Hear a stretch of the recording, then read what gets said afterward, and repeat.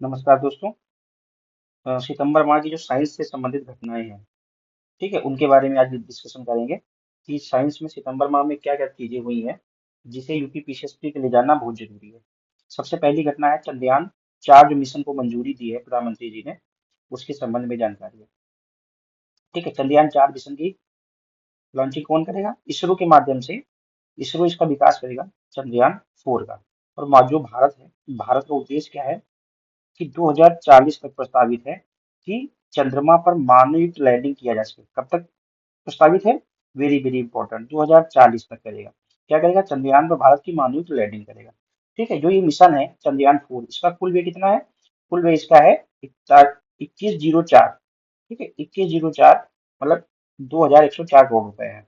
ठीक है, और इस मिशन का उद्देश्य क्या है कि 36 महीनों के अंदर इस लक्ष्य को पूरा किया जा सके। ठीक है, फिर दूसरी न्यूज ये है कि जो भारतीय अंतरिक्ष स्टेशन है, इसने की पहली जो इकाई है, भारतीय अंतरिक्ष स्टेशन की जो पहली इकाई है, उसके निर्माण को स्वीकृति भारतीय प्रधानमंत्री जी ने दी है। आपको बताना है कि भारत अंतरिक्ष स्टेशन भारत ने कब तक लक्ष्य रखा है स्थापित करने का। इसका आंसर आप कमेंट सेक्शन में दीजिए। इसका जो पहला मॉड्यूल है, ठीक है, जो पहला मॉड्यूल है BAS 1 भारत अंतरिक्ष स्टेशन, इसके विकास को मंजूरी दी गई है। और कब तक ये प्रक्षेपित होगा? ये मॉड्यूल कब तक स्थापित होगा? 2028 तक। ठीक है, और जो परिचालन इसका होगा, ऑपरेशन होगा इसका भारतीय अंतरिक्ष स्टेशन के लक्ष्य का, वो क्या है? 2035 है। ऐसे अब दूसरी घटना में ये जो मॉड्यूल है ये किस पे काम करेगा? ये सूक्ष्म गुरुत्व पे काम करेगा और वैज्ञानिक अनुसंधान में पृथ्वी की गतिविधियों को प्रोत्साहन मिलेगा। मैंने पहले बताया कि जो चंद्रयान मिशन है, चंद्रमा पे 2040 तक भारतीय मानव चंद्र मिशन भेजने का लक्ष्य रखा गया है। अब वीनस ऑर्बिटर मिशन से संबंधित एक न्यूज है। हाल ही में केंद्रीय मंत्री ने वीनस ऑर्बिटर मिशन को स्वीकृति दी है। अब वीनस क्या है? पृथ्वी के सबसे निकट स्थित ग्रह है। ठीक है, और दो क्वेश्चन आपके लिए है कि जो वीनस का घनत्व है ये कितना है और पृथ्वी का घनत्व है ये कितना है, ये आपको बताना है। ठीक है, दूसरी चीज क्या है कि जो ये विकास है वीनस ऑर्बिटर मिशन का, ये कौन करेगा? भारतीय अंतरिक्ष अनुसंधान संगठन इसरो करेगा। अब आपको ये बताना है कि इसरो का गठन कब हुआ था और इसरो के वर्तमान में अध्यक्ष कौन है। ठीक है, ये आपको बताना है। और इसरो किस मिनिस्ट्री के तहत काम करती है, ये आपको बताना है। ठीक है, जो ये मिशन है वीनस ऑर्बिटर मिशन, इसका लक्ष्य कितना है? कब तक ये पूरा होगा? 2028 तक प्रस्तावित है। कितने करोड़ रुपए इसको इसमें लगेंगे? 1236 स्वीकृति की गई है अभी तक। तो अब देखो, कभी कभी मिशन पूछ लिए जाते हैं, तो शुक्र ग्रह से संबंधित 3 मिशन है जो पहले भेजे गए हैं। एक है मैरिनर 2, दूसरा है मैगेलन और तीसरा वीनस एक्सप्रेस। ये दोनों पहले, जो मैरिनर 2 है ये इसलिए इंपॉर्टेंट है क्योंकि ये पहला सफल मिशन था। तो किसने भेजा था? नासा। नासा ने भेजा था, जो अमेरिकी स्पेस एजेंसी है। दूसरा मैगेलन है। मैगेलन इसलिए फेमस है, इसको भी नासा ने भेजा था, लेकिन इसने क्या किया था? शुक्र ग्रह की पूरी सतह की छवियां लेने का पहला काम किया था। वीनस एक्सप्रेस इसलिए इंपॉर्टेंट है क्योंकि यूरोपीय अंतरिक्ष यान का पहला था। ठीक है, उसके बाद यूपीपीसीएस 3 में जो दो क्वेश्चन पूछे जा चुके हैं, देखिए इंपॉर्टेंट इसलिए है क्योंकि डेवेंसी और वेरिटस, ये पूछा गया था कि जो डेवेंसी और वेरिटस है इसका संबंध किस ग्रह से है। तो किसका संबंध किस ग्रह से है? वीनस ग्रह से है। और ये कब प्रक्षेपित किए जाएंगे? ये 2030 तक प्रस्तावित करने का उद्देश्य है। ठीक है, हाल ही में फिर केंद्रीय मंत्री जो नरेंद्र मोदी जी की अध्यक्षता में केंद्रीय मंत्रिमंडल ने फैसला लिया है कि न्यू जनरेशन लॉन्च व्हीकल को मंजूरी दी गई है। ठीक है, अब आपको ये बताना है कि जो LVM 3 LVM होता है ये क्या होता है? इसका मेन मतलब होता है लॉन्च व्हीकल मार्क 3। और ठीक है, और NGLV क्या है? NGLV है न्यू जनरेशन लॉन्च व्हीकल। अब इन दोनों में थोड़ा डिफरेंस है। जो ये उन्नत तकनीकी है NGLV जो है, थोड़ा उन्नत तकनीकी पर काम करेगी। और दूसरा क्या है? ये पुनः प्रयोग रीयूजेबल प्रक्षेपण यान है। ठीक है, वर्तमान में जलवायु परिवर्तन हो रहा है, तो अंतरिक्ष में बहुत से मलबे देखने को मिलते हैं, जिसे डेब्रीज बोलते हैं। ठीक है, तो पूरे विश्व का उद्देश्य यही है कि जो भी प्रक्षेपण यान किया जाए वो रीयूजेबल किया जाए। ठीक है, अब ये देखिए ये कहाँ पे स्थापित किया जाएगा? ये पृथ्वी के लो अर्थ ऑर्बिट में स्थापित किया जाएगा। अब आपको ये बताना है कि जो लो अर्थ ऑर्बिट होती है ये क्या होती है और पृथ्वी के सतह से कितनी ऊंचाई पर लो अर्थ ऑर्बिट होती है, ये कमेंट सेक्शन में आपको बताना है। ठीक है, उसके बाद PSLV, GSLV, LVM 3 और SSLV प्रक्षेपण यान के माध्यम से भारत को प्राप्त। अब आपको बताना है PSLV क्या होता है, GSLV क्या होता है, इसमें अंतर क्या है। ठीक है, इसका लक्ष्य कितना रखा गया है? 96वां रखा गया है। उसके बाद देखिए पोलारिस डान मिशन। पोलारिस डान मिशन को मंजूरी दी गई है। अब पोलारिस डान मिशन क्या है? पोलारिस क्या है? तो पोलारिस क्या है? एक तारामंडल के नाम पर इसका नाम क्या रखा गया है? पोलारिस रखा गया है। इसको कौन लॉन्च करेगा? इसको स्पेस एक्स लॉन्च करेगा। अब आपको बताना है कि जो स्पेस एक्स है उनके जो ऑनर है उनका क्या नाम है। ठीक है, और ये कहाँ की कंपनी है? ठीक है, कहाँ की कंपनी है? और किस रॉकेट से इसे लॉन्च किया जाएगा? फॉल्कन 9 रॉकेट से इसको लॉन्च किया जाए। इस संबंध में बस इसके संबंध में बस इतनी जानकारी याद रखिए। चार जो कमांड वो चार लोग जो जाएंगे उनका नाम है, वो इतना इंपॉर्टेंट आपके लिए नहीं है। ठीक है। उसके बाद हम आ जाएंगे अन्य महत्वपूर्ण, ये पोलारिस के संबंध में दिया गया है, जो आपके लिए इतना इंपॉर्टेंट नहीं है यूपीपीसीएस के लिए। ठीक है। उसके बाद आईएसएस है संयुक्त एक्सियोम स्पेस। अब देखो, इंडियन स्पेस स्टेशन के लिए एक संयुक्त एक्सियोम स्पेस बनाया गया है। कौन है? इसमें इसरो है, और क्या है जो एक्सियम स्पेस मतलब अमेरिकी कंपनी है। ये क्या करेगी? ये एक भारतीय अंतरिक्ष यात्री को ये ट्रेन करेगी, इसके लिए अंतर्राष्ट्रीय अंतरिक्ष स्टेशन पर जाने के लिए, इस मिशन के तहत में। कौन नाम है? इसमें दो लोग होंगे, एक बैकअप प्राइम होगा, एक बैकअप में होंगे। प्राइम में कौन है? कैप्टन शुभांशु शुक्ला, और ग्रुप कैप्टन प्रशांत बालकृष्ण नैयर कौन है? बैकअप में है। ठीक है। अब गगनयान मिशन जो हमारा जाएगा, उसमें चार यात्री हैं जिसको भी क्लियरेंस मिली है। तो चार अंतरिक्ष यात्री कौन है? Prashant Balakrishna Nair, Ajit Krishnan, Angad Pratap, Shubhanshu Shukla. Very very important, ये चारों का नाम आपको याद रखना है। अब है मिशन रूबी। अब मिशन रूबी क्या है? मिशन रूबी क्या है कि ये पुनः प्रयोज्य हाइब्रिड रॉकेट को लॉन्च करने का ये है। ठीक है। अब क्या किया गया है? रूमी को 2024 जो है, ये विश्व में पहली बार है, वो इंपॉर्टेंट हो जाता है कि विश्व में पहली बार है एक पुनः प्रयोज्य hybrid rocket, reusable hybrid rocket mobile ढांचे द्वारा इसे लॉन्च किया गया है। ठीक है। अब मिशन रूबी कहाँ से किया गया है? ये तिरुविंदाथाई। तिरुविंदाथाई कहाँ पे है? कहाँ पे है? तमिलनाडु में है। यहाँ से लॉन्च किया गया है। ठीक है। और ये क्या है? सब ऑर्बिटल ट्रेजेक्टरी से लॉन्च किया गया। आपको ये बताना है कि जो उपकक्षीय प्रक्षेपण होता है, ये क्या होता है? ठीक है।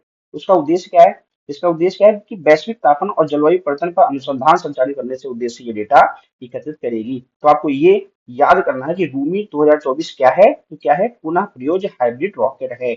ये वेरी वेरी इंपॉर्टेंट, यूपी पीछे से क्वेश्चन पहले पूछ चुका है। अब आपको ये बताना है, देखिए ये बड़ा इंपॉर्टेंट क्वेश्चन आपके सामने आ जाता है कि the moon man of India कौन है? The moon man of India कौन है?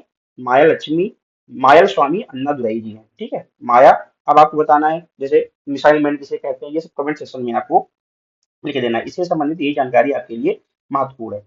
उसके बाद आगे एसएसएलवी डी3 का भी जो सफलतापूर्वक इसका विकासात्मक उड़ान की गई है। अब आपको ये कहाँ से किया गया है? सतीश धवन अंतरिक्ष स्टेशन कहाँ पे है? श्रीहरिकोटा में। अब आपको ये बताना है कि ईओएस क्या होता है। ठीक है, ईओएस क्या होता है? अर्थ ऑब्जर्वेशन सैटेलाइट क्या होती है? ठीक है। और सबसे अच्छी इंपॉर्टेंट चीज क्या है कि भारत में जो अंतरिक्ष क्षेत्र में है उसमें भी स्टार्टअप्स आने लगे हैं। तो जो चेन्नई स्थित स्टार्टअप्स है स्पेस रिक्शा द्वारा ये एसएसएलवी डी3 या यूएस 08 मिशन बनाया गया है, लॉन्च किया गया। अब लॉन्च पैड भी देखो, प्राइवेट लोग लॉन्च पैड भी बना रहे हैं। अब देखो, ये एसआरएम पब्लिक स्कूल जो स्पेस रिक्शा मोड में किसी पेलोड को लॉन्च करने वाला प्रथम भारतीय स्कूल बन गया है। ठीक है। ये आपके लिए इंपॉर्टेंट, ये पूछ सकता है। अब यूएस क्या होता है इसके बारे में यहाँ पे जानकारी दी है, ये आपके लिए इतनी इंपॉर्टेंट नहीं है प्री के लिए। ठीक है। एसएसएलवी क्या होता है ये आप पढ़ लीजिएगा। इस एसएसएलवी का स्मॉल सैटेलाइट लॉन्च व्हीकल होता है। ठीक है। इसकी ऊंचाई कितनी होती है इतना मैटर नहीं करता, बस ये जानना जरूरी है कि एसएसएलवी होता क्या है। अब पुष्पक क्या है? ऐसे क्वेश्चन यूपीएससी पूछ लेगा, पुष्पक क्या है? तो पुष्पक क्या है कि इसरो का पुनः प्रयोज्य प्रक्षेपण यान है। इसका नाम पुष्पक क्यों पड़ा? ये बड़ी इंपॉर्टेंट है, क्योंकि जो एक पंखनुमा इसका प्रक्षेपण यान है, इसीलिए इसका नाम पुष्पक पड़ा। कहाँ से लॉन्च होगा? चित्रदुर्ग कर्नाटक से ये लॉन्च किया गया। ठीक है, ये इंपॉर्टेंट है इस न्यूज में। अब उसके बाद ये है कि पुनः प्रयोज्य तकनीकी प्रदर्शन कार्यक्रम आरएलवीटीडी प्रोग्राम इसीलिए है कि पुनः प्रयोज्य रॉकेट कितनी ज्यादा लॉन्च हो जाए, जिसे रीयूजेबल हम रॉकेट प्रयोग कर सकें और डेब्रीज की समस्या का समाधान हो जाए। ठीक है, इसमें ये चीजें जानकारी वाली है। अब है 3D प्रिंटेड इंजन युक्त विश्व का प्रथम रॉकेट। जहां विश्व का प्रथम, भारत का प्रथम आ जाता है, वो न्यूज अपने पास अपने लिए इंपॉर्टेंट हो जाती है। तो कौन सा है? विश्व के प्रथम रॉकेट का प्रक्षेपण कहाँ से किया गया? आंध्र प्रदेश के श्रीहरिकोटा से किया गया। कहाँ पे स्थित है यह प्रक्षेपण यान? किसके द्वारा किया गया? Agnikul Cosmos private limited. कहाँ से? अग्निकुल। इसका कौन सा स्टार्टअप है? अग्निकुल। वेरी वेरी इंपॉर्टेंट, ये अभी आपको प्री में भले नहीं समझ में आया, मेंस के लिए बड़ा इंपॉर्टेंट ये फैक्ट है। अग्निकुल कॉस्मोस प्राइवेट लिमिटेड द्वारा किया गया है। ठीक है। और ये क्या है? अब वेरी इंपॉर्टेंट, भारत के प्रथम निजी लॉन्च पैड है। भारत का प्रथम जहां हो जाए उसको 3 स्टार कर लो। ठीक है। और जिसका नाम क्या दिया गया? धनुष नाम दिया गया। क्या नाम दिया गया? धनुष नाम दिया गया। ठीक है। ये इंपॉर्टेंट न्यूज थी इस पेज पे। अब उसके बाद क्या है? उसके बाद ब्लू ओरिजिन का NS-25 मिशन क्या है? अमेरिका के जो एरोस्पेस कंपनी है, एरोस्पेस कंपनी क्या है? Blue origin. तो इसके मालिक कौन है आपको कमेंट सेक्शन में बताना है। ठीक है। इसने इन्होंने क्या किया है? इन्होंने NS-25 मिशन का प्रक्षेपण किया है। और उसमें कितने यात्री हैं? कुल 6 यात्री हैं। इसमें एक भारतीय है, क्या नाम है उनका, गोपी थोटापुरा, गोपी थोटापुरा। और ये क्या है, दूसरे यात्री ऐसे बन गए हैं। ठीक है, पहले कौन थे, राकेश शर्मा जी थे जो 1984 में गए थे, उसके बाद ये दूसरे भारतीय नागरिक बने हैं जो स्पेस में गए हैं। ठीक है, अब क्या है, भारत का द्वितीय अंतरिक्ष पोर्ट कहाँ बना है, कुलाशेखर पट्टिनम में, कहाँ पे है, तमिलनाडु में। अब आपको बताना है कि पहला कहाँ बना है पोर्ट ये। ठीक है, पहला अंतरिक्षी अंतरिक्ष पोर्ट भारत का कहाँ पे स्थित है, कितना उद्देश्य है, 24 महीनों के भीतर ये हो जाएगा। ठीक है, सतीश धवन स्पेस सेंटर कहाँ पे, ये भी कमेंट सेक्शन में आप लोग बताइए। अब क्या है, 2005 ईएक्स 296 क्षुद्रग्रह। ठीक है, इसका इसका पता लगाया गया है और इसका नाम रखा गया है प्रोफेसर जयमूर्ति के नाम पर। ठीक है, इसका नाम क्या रखा गया है, प्रोफेसर जयमूर्ति के नाम पर। ये तीसरे भारतीय बने हैं जिनके नाम पर किसी क्षुद्र ग्रह का नाम रखा गया, इससे पहले दो लोग थे। कौन से थे, MW बुई, ठीक है, इनके नाम पे रखा गया था। और एक बेणु बेणु बापू जी थे जिनके नाम पर रखा गया था, और एक GC भट्टाचार्य जी थे जिनके नाम पे रखा गया था। ठीक है,